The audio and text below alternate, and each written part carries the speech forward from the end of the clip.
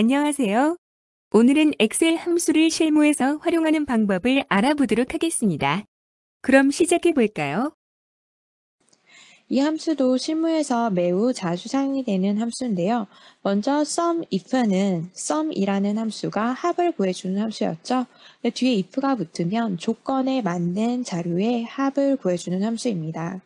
그리고 average 함수는 평균을 구해주는 함수였는데 뒤에 if가 붙으면 조건이 따라 붙는 겁니다. 자, 입력값을 넣는 형태는 sumif 함수 같은 경우에는 첫 번째 입력값으로 조건을 비교할 범위, 두 번째로는 조건, 그리고 합을 구해줄 범위가 나오게 됩니다. 이 average if 함수도 마찬가지 형태로 집어넣어 주시면 되겠고요.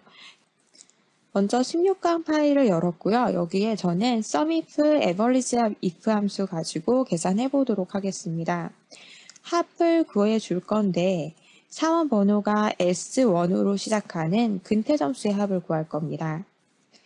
자, 여기에 보게 되면은 근태 점수가 있고요. 여기 있는 근태 점수의 합을 구해주는데 단 조건이 있습니다. 조건은 사원 번호의 내용이 S1으로 시작하는 거.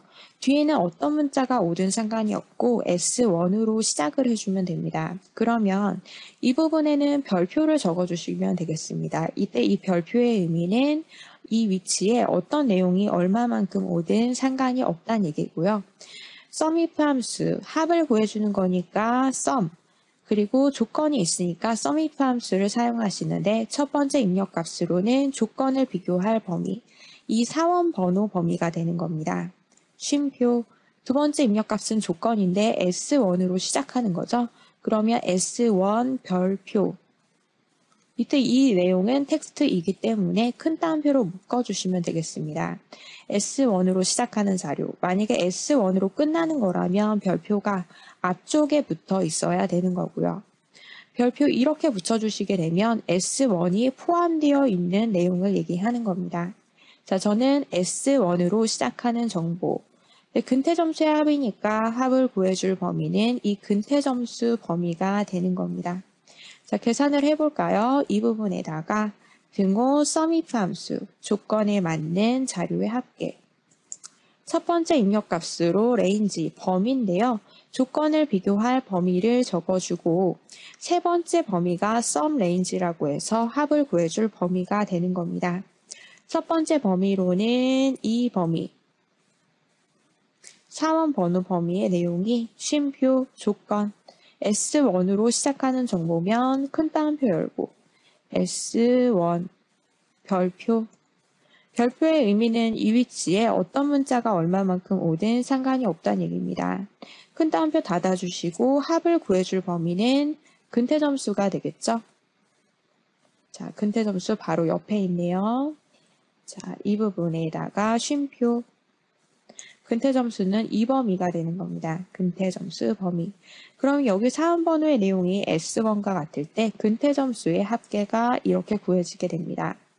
이번에는 기여 점수가 30 이상인 정보, 30 이상인 기여 점수의 평균을 소수 첫째 자리 반올림에서, 그러니까 소수 첫째 자리에서 반올림에서 나타내주는 함수는 라운드 함수가 되겠고요. 어떤 내용을 반올림 해주냐 하면 이렇게 구하네요. 기여 점수가 30 이상인 기여 점수의 평균. 이걸 구한 내용을 소수 첫째 자리까지 반올림 해주는 겁니다. 끝에 어떤 수치 구하고 1이라고 적어주셔야지 소수 첫째 자리까지 나타나게 되겠죠. 구해줄 내용은 평균을 구해주는데 단 조건이 있습니다. 기여 점수의 내용이 쉼표, 조건을 비교할 내용은 기여 점수 범위가 되겠고요. 기여 점수의 내용이 30 이상일 때, 크거나 같을 때 30보다. 자, 이때 이렇게 일반 숫자가 아니라 앞에 부등호가 따라 붙으면 이거 전체를 큰 따옴표로 이렇게 묶어주셔야 됩니다. 이때 헷갈리면 안 되는 게 전에 if 함수에 대해서 논리식을 적을 때 여기 있는 내용이 30 이상일 때 이런 논리식을 적는다면 이 내용이 크거나 같을 때 30 이상일 때 그냥 이렇게 논리식을 적으면 됐었죠. 논리식은 이런 부등호를 기준으로 좌측과 우측에 각각 값이 나오는 형태가 논리식이었고 논리식은 그냥 이렇게 적어주시면 되겠습니다. 아예 이런 형태로 만들어주는 거기 때문에. 근데 이런 식으로 일반 숫자가 나오지 않고 이 조건 범위에 부등호가 같이 따라붙게 되면 이거 전체를 텍스트 취급해서 큰 따옴표로 묶어주셔야 되는 거고요. 또 조건 위치에 만약에 계산식이 나온다고 하면 뭐 전체 평균보다 크거나 같을 때, 그래서 에버리지 함수 이런 식으로 나오게 된다고 하면 이 앞에 부등호 따로 묶어주시고 앰퍼센트 연결 연산자 그리고 에버리지 함수 이렇게 적어주셔야 되는 겁니다. 30보다 크거나 같은 내용이니까 자 이렇게 해서 30 적고 부등호 같이 붙여서 이렇게 묶어주시면 되겠습니다. 쉼표. 그리고 나서 평균을 구해줄래요. 이제 평균 구할 범위를 잡아주는데 평균 구할 범위는 기여 점수 범위가 되는 겁니다. 기여 점수의 평균. 기여 점수 범위의 평균. 자, 이거 계산해 보시도록 하겠습니다. 먼저 젤 겉부분에 반올림해서 나타내 줘야 되기 때문에 라운드 함수가 나와 있어야 되고요. 어떤 수치? 평균, 에버리지, if 함수. 조건에 맞는 자료의 평균을 구해주는 함수입니다. 첫 번째 입력값 조건을 비교할 범위로는 기여 점수 범위가 되겠죠? 기여 점수 이 범위.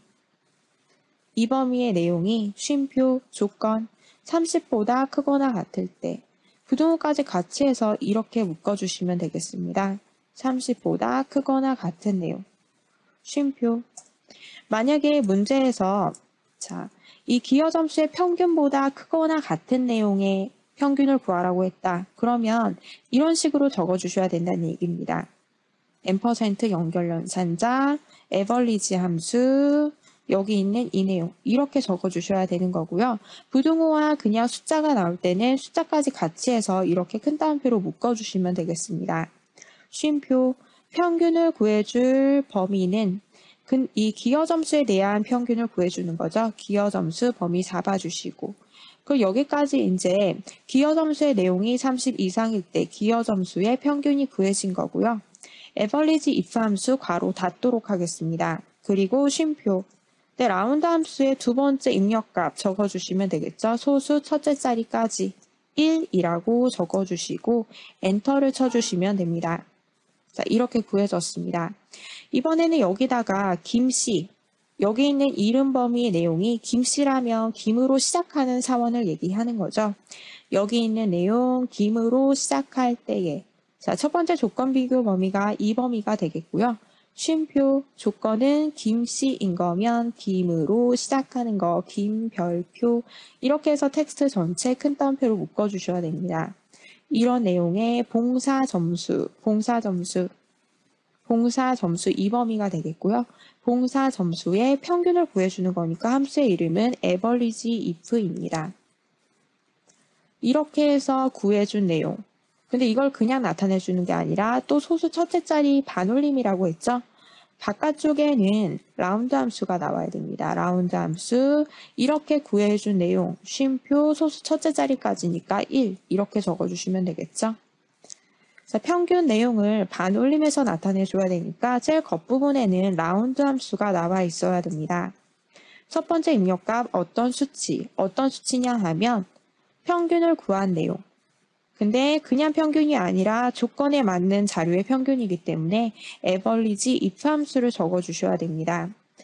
그 다음에 첫 번째 입력값이 레인지, 조건을 비교할 범위죠. 자, 김씨인 자료. 여기 있는 이 이름 범위의 내용이 쉼표, 김씨니까 김, 별표 이렇게 해서 이거를 큰 따옴표 안에 묶어주셔야 됩니다. 쉼표. 그 다음에 평균을 구해줄 범위는 봉사점수가 여기 있네요. 봉사점수 범위 잡아주시고 에버리지 if 함수 괄호 닫아주시는 겁니다. 이 봉사점수 범위의 평균. 그 다음에 쉼표, 라운드 함수로 돌아와서 몇째 자리까지 구할 건지 소수 첫째 자리까지라고 했죠. 1이라고 적어주시면 되겠습니다. 1, 엔터. 자, 이렇게 구해졌습니다. 이렇게 계산을 한 후에는 내용이 맞는지 꼭 정답 시트 가서 확인을 꼭 해보시기 바랍니다. 수고 많으셨습니다.